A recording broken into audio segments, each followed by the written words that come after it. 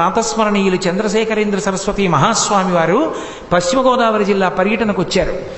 ధర్మానుష్ఠానం అంటే ధర్మానుష్ఠానమే, అలా చేసేవాడు ఓ బ్రాహ్మణుడు. ఆయనకి పరమాచార్య స్వామి వారిని దగ్గరగా చూడాలని కోరిక. పాపం 2 రోజులు వెళ్ళాడు ఆయన విడిది చేసిన చోటికి. ఓహో విపరీతమైన జనం. దూరం నుంచి చూసి అబ్బో ఈయన దగ్గరికి మనం ఎక్కడ వెడతాం, ఈయన మనతో ఎందుకు మాట్లాడతారు లేని ఇంటికి వెళ్ళిపోయిక వెళ్ళడం అనవసరం, ఇక్కడి నుంచే ఓ నమస్కారం అని పడుకున్నాడు.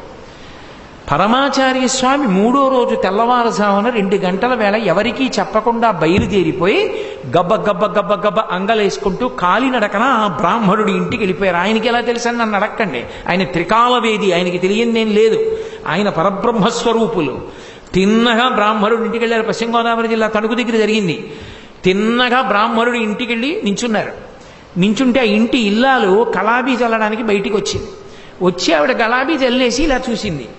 అరుగు మీద కూర్చుని ఉన్నారు పరమాచార్య ఇలా సత్యదండం పట్టుకుని చలికాలం జపం చేసుకుంటూ. ఆవిడ చూసి హడిలిపోయింది. నడిచే దేవుడిని పేర్గాంచిన వ్యక్తి, ప్రపంచంలో కొన్ని కోట్ల మంది ఆయన పాదాలని స్మరించి నమస్కరిస్తారు. అటువంటి మహాపురుషుడు తన ఇంటి అరుగు మీద కూర్చుని ఉన్నారు. పరుగు పరుగున ఇంట్లోకి వెళ్ళి భర్తని పిలిచింది. నిద్రమంచం మించి తూలుతూ బయటకు వచ్చాడు. వచ్చి నేల మీద పడిపోయి నమస్కారం చేసి ఏడుస్తూ, మహానుభావ మీరు మా ఇంటికి వచ్చారా అన్నారు.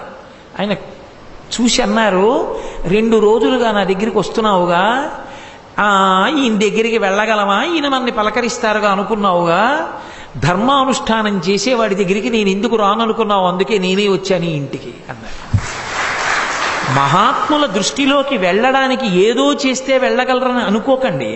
మీరు ఏ మూల కూర్చుని ధర్మానుష్ఠానం చేస్తున్నా మహాత్ముల దృష్టిలోకి వెళ్ళి తీరుతారు. జీవితంలో అదృష్టం అంటూ ఏమైనా ఉంటే సత్పురుషుల యొక్క దృష్టిలో పడడమే.